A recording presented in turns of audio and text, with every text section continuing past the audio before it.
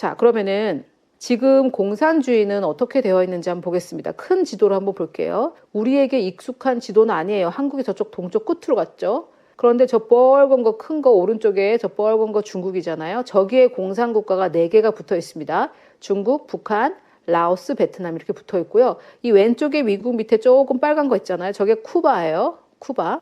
자, 이거를 먼저 좀 보시면은 지금 남아있는 공산국가인데 물론 사회주의 국가는 조금 더 있습니다. 그런데 이거는 가장 너그럽게 판단했을 때 5개가 남았다 이렇게 볼 수 있어요. 사실 조금 까다롭게 보면은 더 남았다고 볼 수 있는데 그냥 좀 너그럽게 봐서 이렇습니다. 자, 왼쪽 맨 위에 쿠바예요. 쿠바. 쿠바 사람들은 꾸바라고 발음합니다. 꾸바. 자, 이 꾸바는 공산국가입니다. 그런데 언론에서 이 쿠바를 굉장히 낭만적이고 자유가 있는 그런 나라로 거짓말 쳐놨죠. 자, 사단이 제일 많이 활보하는 영역은 교육과 언론입니다. 우리가 쿠바에 대해서 알게 된 것은 대부분 언론이죠. TV나 뭐 이런 걸 보면서 배우잖아요. 또는 문서, 책들. 그래서 문서까지 포함한 언론, 매체를 통해서 우리가 쿠바를 알게 되죠. 자, 그런데 여기를 지금 쿠바 사람도 아닌 아르헨티나 사람인 체 게바라라는 공산주의자가 이 자기 나라도 아닌데 이 쿠바를 공산 국가로 만들어 놨어요. 1961년도에. 그래서 저쪽에 남미에는 자기 혼자 유일하게 북미, 중남미 다 합쳐서 혼자만 공산국가입니다. 자, 그리고 위에 중간에 노스코리아, 북한이죠. 여기서 제가 깜짝 놀란 사실이 있는데 이 5개 국가 중에 제일 먼저 공산국가가 됐어요. 1948년도에. 우리가 건국했던 그 해죠. 그리고 베트남, 우리나라에서 이제 베트남에 참전도 하고 했는데 결국은 미국이 패하고 월남이 공산화됐죠. 이게 1976년도의 일입니다. 그리고 내려와서 차이나, 중국이죠. 여기는 심지어 1949년이에요. 북한보다도 1년 뒤에 공산화됐어요. 그리고 라오스, 베트남 옆에 있는 라오스는 1975년도에 이렇게 5개의 공산국가가 남아있는데 쿠바는 좀 제외하고 이렇게 보시면은 지금 다 모여있죠. 다 모여있는데 누가 이걸 막고 있어요? 우리 대한민국이 이걸 막고 있죠. 자, 이때 이승만 대통령이 이 자유민주주의를 들여오지 않았다면은 우리나라도 뻘겋겠죠. 김일성에 의해서 공산화됐겠죠. 공산화가 됐다라는 게 어떤 의미인지, 경제적으로 어떤 의미인지는 제가 다음 시간에 다루도록 하겠고요. 자, 그럼 공산주의는 무엇인가? 여러분, 제가 오늘은 굉장히 대략적으로 설명을 드리겠습니다. 공산주의가 정치적인 체제, 경제적인 체제로 어떤 의미인가? 이런 얘기를 하려고 하는 게 아니고요. 공산주의가 인류에게 어떤 짓을 했는지 그것을 보여드림으로써 공산주의가 무엇인지 제가 말씀을 드리려고 해요. 그 전에 공산주의와 사회주의는 유물론이라는 데서 나왔습니다. 유물론은 무엇이냐? 간단하게 말해서 하나님은 존재하지 않고 사람은 물질이다라고 얘기하는 거예요. 그런데 하나님은 존재하시고 사람은 하나님의 형상으로 만들어졌죠. 그러니까 유물론이라는 거는 적 그리스도라고 볼 수도 있어요. 하나님을 거부하는, 그리고 사람은 물질이라고 말하는 그 유물론에서 나온 것이 공산주의와 사회주의이기 때문에 이 공산주의와 사회주의는 우리가 생각하는 것처럼 어떤 경제체제, 어떤 정치체제 아닙니다. 여러분, 적그리스도라고 생각을 하셔야 돼요. 자, 그러면은 너무 나가는 거 아니냐 이렇게 말씀하실 분들도 계신데 이들이 했던 일을 보면 알 수 있어요. 자, 지금 보시는 그림은 제가 이렇게 빨간 줄 쳐놓은 게 which dictator, 어떤 독재자가 killed the most people, 사람 제일 많이 죽였나. 자, 오른쪽이 1위고 왼쪽으로 갈수록 더 적게 죽인 건데 그 제가 붉은 줄 쳐놓은 곳에 오른쪽에 보면 피 한 방울이 1밀리언이에요. 100만 명을 죽인 거죠. 이 피 한 방울이. 자, 그러면은 이 오른쪽에 이 모택동인데 이 사람 지금 얼마나 많이 죽인 거예요? 자, 문서에 따라서는 6천만에서 7,800만 죽였다. 이렇게 각각 다른데요. 우리가 보고 있는 이 도표에서는 7,800만을 죽였습니다. 이 모택동이. 그런데 이 지금 모택동을 마오쩌둥 이렇게 부르면서 우리나라 정치인 중에 지금 현재 정치인 중에 이 마오쩌둥을 존경한다 하는 사람들이 많죠. 정신 나간 거죠. 자, 그리고 이 왼쪽 끝에 이 흑인 한 방울이지만 이게 100만 명입니다. 자, 그런데 제가 이 빨간색으로 체크한 이 낄 필요가 없는데 낀 이 사람 누구냐? 김일성이에요. 김일성. 8등했어요. 160만 명을 죽여가지고. 엄청난 살인자죠. 160만이 웬 말입니까, 여러분? 그리고 그 오른쪽에 폴포트도 킬링필드라고 영화 보셨나요? 캄보디아에서 170만. 비슷비슷해요. 김일성도 킬링필드 2 찍을 수 있습니다. 이 사람이 얼마나 죽였냐? 우리 한민족을 160만 명을 죽였습니다. 참 그것도 정말 기하말 노릇이지만 1등부터 3등 한번 볼까요? 히틀러 이게 3등입니다. 1700만. 스탈린 소련의 스탈린 2300만. 공산주의자죠. 빨갱이죠. 모택동 7800만. 공산주의자예요. 자, 히틀러도 많이 죽였어요. 히틀러는 민족주의자죠. 민족주의자. 우리 민족끼리가 얼마나 위험한 생각인지 알 수 있어요. 이 히틀러를 통해서. 그럼에도 불구하고 히틀러는 좀 억울합니다. 이 모택동하고 스탈린에 비하면 이들보다는 덜 악해요. 그런데 놀라운 거는 이렇게 7,800만이라고 이렇게 말로 하니까 확 와닿지가 않죠.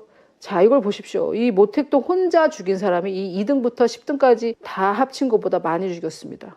물론 2등도 공산주의자, 7등도 공산주의자, 8등도 공산주의자예요. 사실 나머지는 이 4등은 1800년도 때 사람이고요. 그 다음은 일본 사람인데 2차 세계대전에서 죽였다 그거겠죠. 그리고 그 다음 사람은 제가 잘 모르겠는데 터키인인데 무슬림인 것 같아요. 그리고 9위, 10위는 저 아프리카 쪽인데 왜 이렇게 죽였는지는 모르겠지만은 대부분 공산주의자입니다. 만약에 이 2위부터 10위까지가 없더라도 이 모택동 혼자 죽인 사람만 해도 7,800만이에요. 자, 그러면은 정치 이념, 경제 체제 이런 거 다 떠나서 공산주의는 무엇입니까? 대량 학살입니다. 대량 학살. 왜 그렇겠어요? 유물론에서 나왔으니까요. 하나님은 없고 그러니 양심이 없죠. 하나님이 나를 지켜보고 계신다 이런 생각이 없으니까 사람 죽이고 막 하는 거예요. 그리고 인간은 물질로 보는 거예요. 영혼이 있다고 생각하지 않아요. 공산주의와 사회주의는. 사회주의도 하나 좋을 게 아닙니다, 여러분. 사회주의는 어떤 것이냐? 공산주의로 가는 첫 번째 단계를 사회주의라고 불러요. 그러니까 예를 들어서 우리가 음식을 하려면은 처음에 재료를 다듬는다 뭐 이렇게 하잖아요. 그러면 그 재료를 다듬는 게 음식하는 그 과정에 들어가는 거잖아요. 그런 것처럼 공산화 과정의 1단계가 사회주의이기 때문에 사회주의 이꼴 공산주의입니다. 그리고 이 둘은 말씀드렸다시피 유물론에서 시작됐기 때문에 하나님 없고 인간은 물질이다. 그러니까 막 죽이는 거죠. 자, 그리고 뻔한 얘기지만 누가 사람을 죽이게 할까요? 자, 너무나 쉬운 구절을 제가 한번 가져와 봤습니다. 도둑이 오는 것은 도둑질하고 죽이고 멸망시키는 것뿐이요. 자, 그래서 사단을 말하는데 죽이는 건 사단이 하는 일이죠. 하나님은 생명을 얻게 하십니다. 하나님은 생명을 앗아가지 않으세요. 이 부분에 있어서 우리가 확실한 신학을 정리해야 돼요. 우리의 신학은 이 요한복음 10장 10절로 정리가 되어 있어야 됩니다. 자, 그리고 보면 예수님께서 마귀를 뭐라고 말씀하시냐면 처음부터 살인한 자라고 말하고 있습니다. 그래서 마귀는 최초의 살인자죠. 처음부터 그는 살인한 자입니다. 그래서 살인 뒤에는 마귀가 있는 거죠. 여러분, 살인과 죽이는 건 다릅니다. 전쟁에서 적군을 죽이는 거는 살인에 들어가지는 않아요. 이게 영어로는 kill, murder 두 개가 다른데 내가 전쟁에 나가서 적군을 죽였다고 해서 마귀 짓을 한 것은 아닙니다. 그것은 좀 구분하셨으면 좋겠고요. 자, 그런데 여기 보니까 또 뭐라고 그러냐면 그가 거짓말쟁이요 거짓의 아비가 되었답니다. 이게 무슨 말이냐면은 사단 마귀는 거짓말쟁이고 거짓의 아비라는 말은 거짓의 근원이란 얘기예요. 모든 거짓말의 근원은 사단 마귀입니다. 자, 그런데 사회주의 공산주의는 어떤 거짓말이냐? 예수님께서 뭐라고 말씀하셨냐면 가난한 자들은 항상 너희와 함께 있다고 말씀하셨어요. 가난한 사람은 없어지지 않아요. 그런데 사회주의는 모두가 공평한 세상을 만든답니다. 자, 그러면 여러분, 사회주의는 모두가 부유한 사람을 만든다라고 생각되겠지만 사회주의가 말하는 거는 모두를 가난하게 만들겠다는 얘기예요. 왜냐? 모두가 부자가 될 수는 없어요. 예수님께서 이렇게 말씀하셨습니다. 언제나 가난한 사람이 있다고. 그래서 모두가 부자가 된다. 모두가 중산층이 된다. 모두가 가난하지 않게 된다. 최소한. 그런 세상은 오지 않아요. 가난한 사람이 없어지게 하겠다라는 거는 거짓말입니다. 언제라도 가난한 사람은 존재해요. 하나님께서 그렇게 하신 게 아니라 그런 상황을 미리 아시고 말씀하신 겁니다. 가난한 사람은 없어지지 않아요. 어떤 이유에서든지 당사자의 선택이든지 뭐든지 간에. 그런데 공산주의는 뭐라고 합니까? 모두가 동일하게 잘 살게 하겠다. 부자들의 돈을 뺏어서 나눠주겠다. 공산주의, 사회주의는 거짓말입니다. 그래서 공산주의는 무엇인가 대량 학살이라고 말씀드렸는데 또 거짓말인데다가 이 거짓말과 죽이는 것은 사탄 마귀의 짓이죠. 자, 여러분, 성경 속에 대량 학살이 2번 기록되는데요. 더 기록되어 있을지도 모르겠지만은 우리가 잘 알고 있는 바에 의하면은 모세 때 바로가 태어난 남자아이들을 죽였죠. 그리고 예수님이 태어나셨을 때 헤롯이 또 2세 이하의 남자아이를 죽였습니다. 바로와 헤롯은 사탄 마귀에게 크게 쓰임받은 그런 자들인데 이들이 했던 것이 바로 대량 학살입니다. 이것은 사탄 마귀의 활동이죠. 대량 학살은 사탄 마귀의 활동입니다. 그러면은 공산주의는 대량 학살을 해왔고 그것을 우리는 사탄 마귀의 활동이라고 말할 수 있습니다. 자, 제가 오늘 공산주의를 정의하는 것은 정치적인 체제로서 정의하는 것도 아니고 경제 체제로서 정의하는 것도 아니고 영적인 의미로 정리하는 것인데 성경에서는 죽이는 것을 마귀짓이라고 하기 때문에 더군다나 대량 학살을 했던 이 공산주의는 사탄 마귀의 활동이라고 저는 정의를 하는 거예요. 공산주의는 영적일 수밖에 없습니다. 왜냐? 그 뿌리가 영적이니까요. 유물론, 하나님은 없고 인간은 물질이다. 얼마나 영적이에요. 나쁜 의미로. 악한 영이 만들어 놓은 것이 유물론인데 거기서 나온 것이 공산주의와 사회주의입니다. 어떻게 그리스도인이 공산주의와 사회주의를 두둔하거나 그러한 체제들과 친하게 지내겠다라는 정권을 지지하거나 그럴 수 있습니까?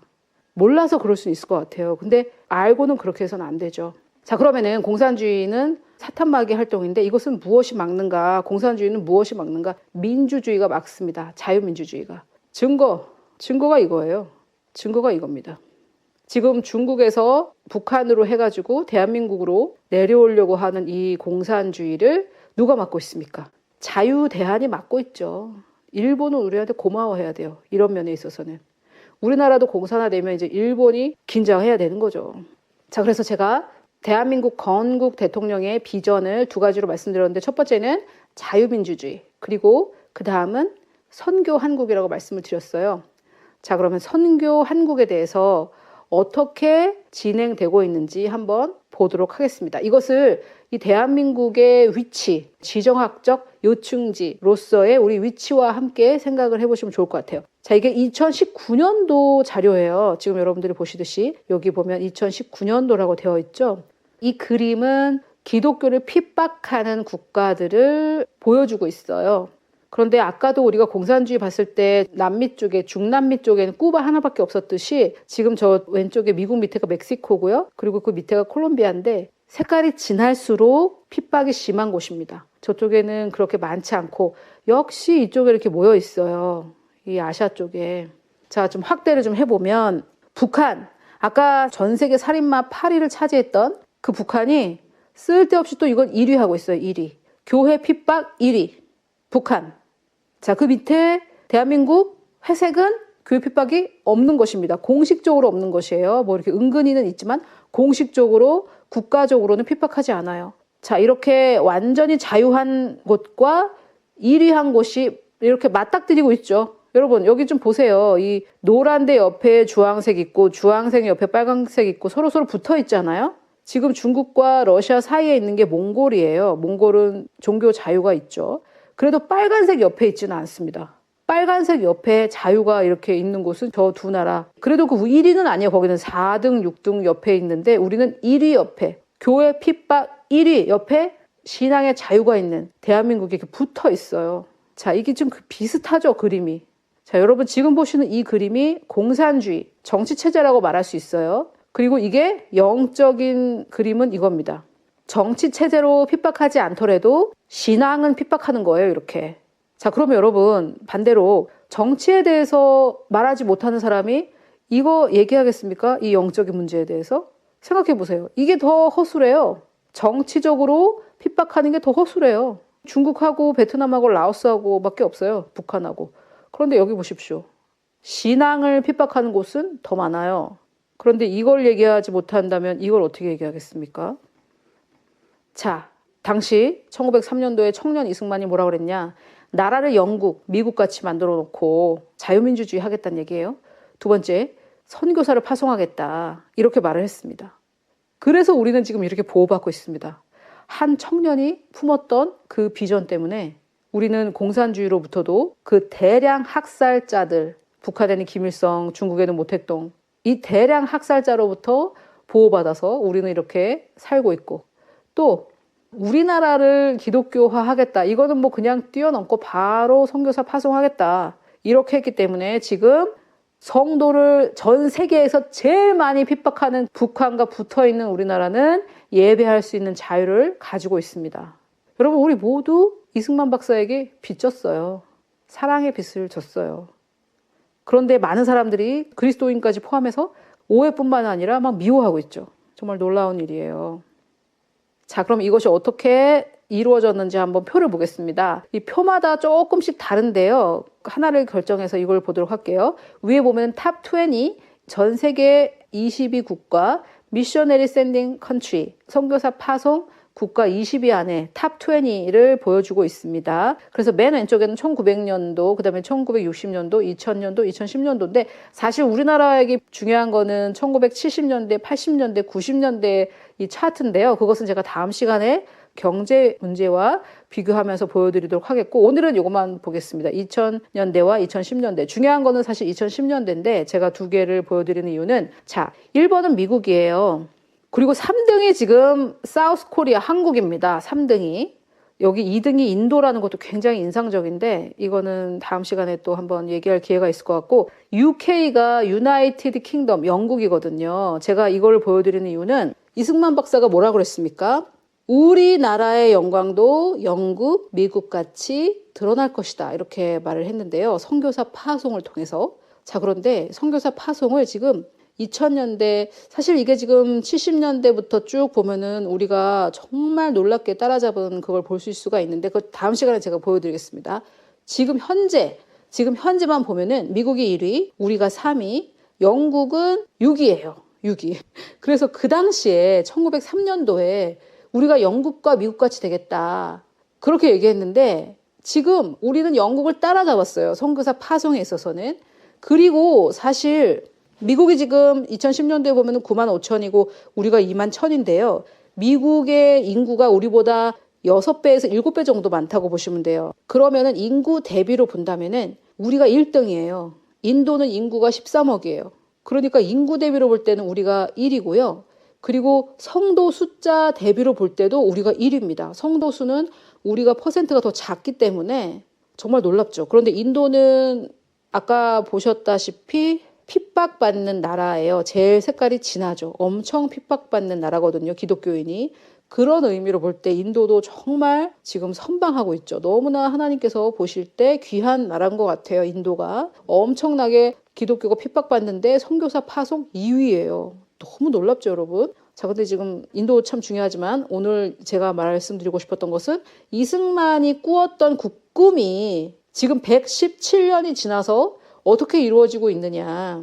그거죠. 지금 2020년도 차트는 없어요. 그래서 제가 2010년도 거를 보여드리고 있는데 크게 다르지는 않을 것 같아요. 그 117년 전에 이승만이 그 꿈을 꿨을 때 그때는 이승만 본인이 양반들 중에 교육받은 사람들 중에는 기독교인 1호였습니다. 1호. 첫 번째 사람이었어요. 양반들 중에. 근데 벌써 선교 한국을 꿈꾼 거예요.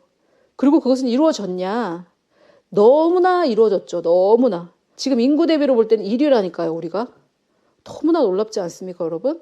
영국과 미국과 같이 되겠다라고 얘기를 했는데 실제적으로 영국은 따라잡았고요. 그리고 미국도 인구 대비로 볼 때는 따라잡았어요. 자, 물론 여기에서 선교사 파송이 중요한 게 아니라 뭐 경제, 문화 이런 게 중요하다라고 생각하실 분도 계시겠지만 일단 이승만이 신앙인이었다는 것을 생각하셔야 되고 우리는 크리스찬이고 하나님께서 보실 때 누가 제일 부유한 나라인가? 선교사 파송하는 나라가 제일 부유한 나라입니다. 왜냐? 예수님께서 승천하시면서 우리에게 축복하시면서 하신 말씀이 바로 너희는 가서 제자 삼아라. 모든 민족으로 하여금 제자가 되게 해라. 이렇게 말씀하셨기 때문에 예수 그리스도의 그 마지막 지상 대명령을 제일 잘 지키고 있는 나라가 하나님이 보시기에는 선진국입니다. 영광을 드러낸 나라죠. 지금 여러분 보시다시피 미국이 1위지만 인구 대비 우리가 1위입니다. 그리고 우리가 따라잡을 수 있었을까라고 생각했던 영국도 6위. 물론 제가 다음 시간에는 경제 도표도 보여드릴 건데요.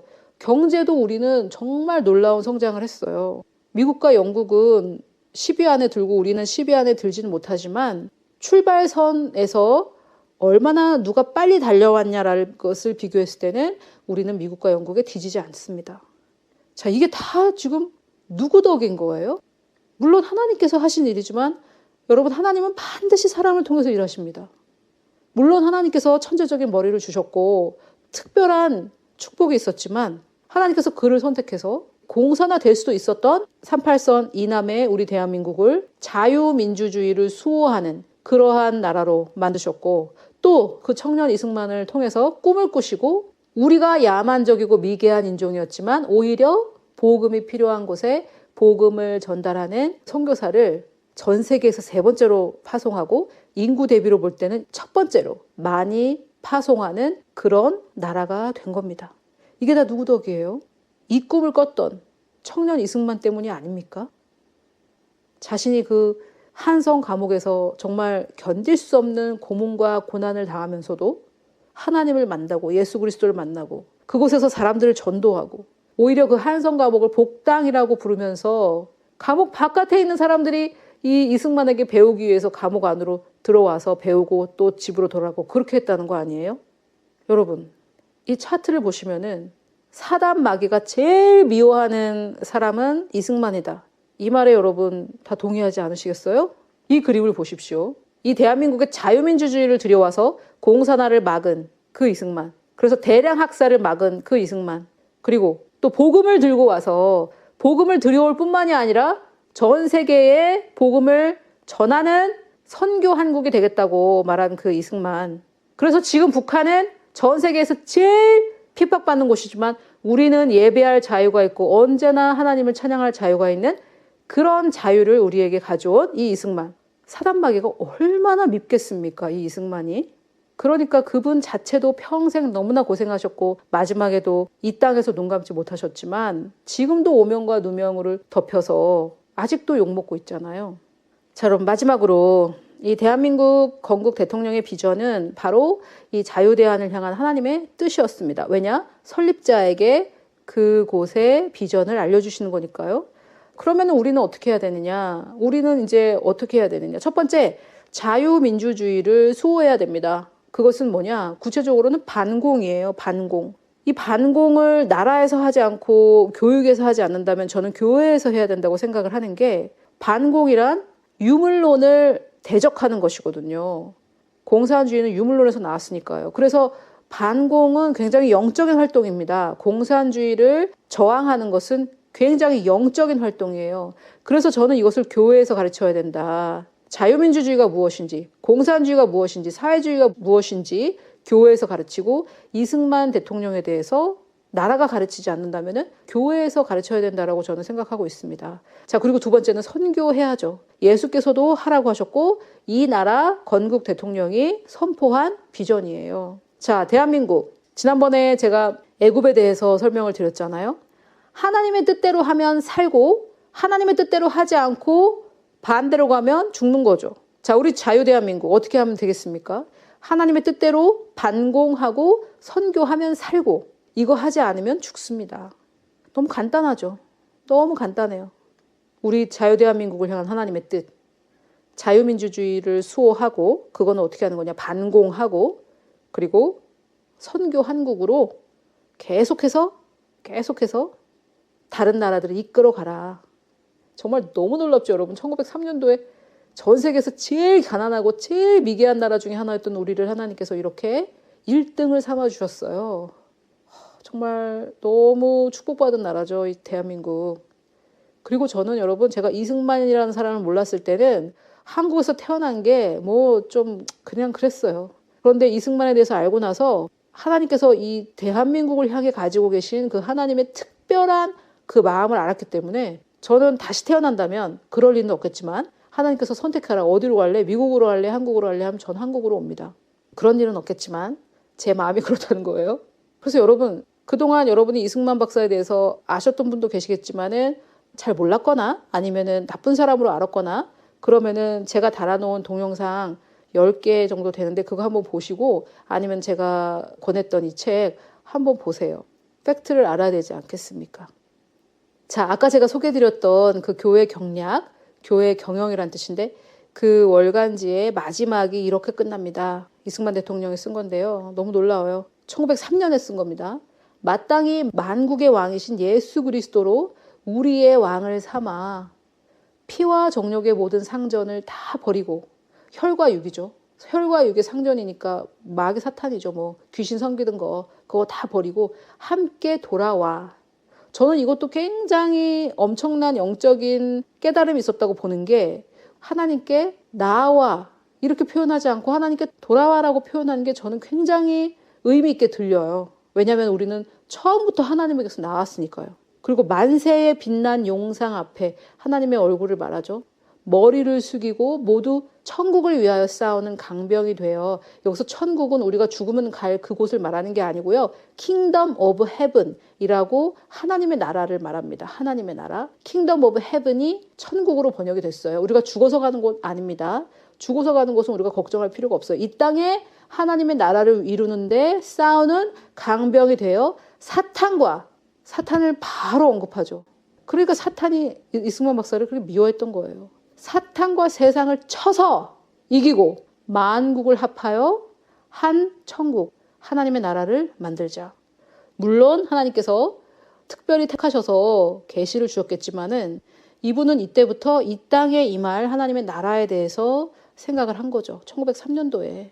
양반들 중에서는 1호 그리스도인인데, 물론 그 당시에 언더우드라든지 그 놀라운 선교사들, 우리나라에 복음을 가져온 그 선교사들에게 직접 배운 거는 맞아요. 굉장히 호의를 받은 것도 있습니다. 그런데 이승만 박사가 청년 때 이렇게 담대하게 선포했던 것이 지금 117년이 지나서 우리나라에 어떻게 이루어져 가고 있습니까? 너무나 놀랍죠. 한 알의 밀알이 땅에 떨어져서 심겨져서 얼마나 많은 열매를 맺고 있습니까? 너무나 놀랍죠, 여러분. 우리 자유대안을 향한 하나님의 뜻, 누구를 통해 알 수 있나? 건국 대통령을 통해 알 수 있죠. 그리고 너무나 감사하게도 정말 시시껍절 이런 사람을 쓰신 게 아니라 대한민국의 건국 대통령은 거의 사도급이에요. 사도급. 선교사님들이 복음을 들고 왔지만 한국교회를 굳건하게 자리를 잡게 한 것은 이승만 박사입니다. 이 대한민국을 하나님께서 세우시기 위해 얼마나 놀라운 방법으로, 얼마나 놀라운 한 사람을 선택하셔서 지금 이 두 가지 일을 다 해가고 계신지. 여러분, 이때 이승만 박사가 없어서 이 두 가지 꿈을 꾸지 않았다면 우리는 공산화 됐고요. 신앙적으로는 전 세계에서 가장 핍박받는 성도들이었겠죠, 우리가. 그런데 어떻게 이렇게 그 38선 하나 사이에 두고 어떻게 이렇게 다릅니까? 한 사람이 꿈을 꾼 거죠. 이 나라에 기독교 입국론을 세워서 자유민주주의만이 우리가 살 길이다. 예수교만이 우리가 살 길이다. 이렇게 꿈을 꿨던 이 청년 이승만 때문에 우리는 지금 이렇게 하나님의 뜻이 이루어져 간 것을 보고 있습니다.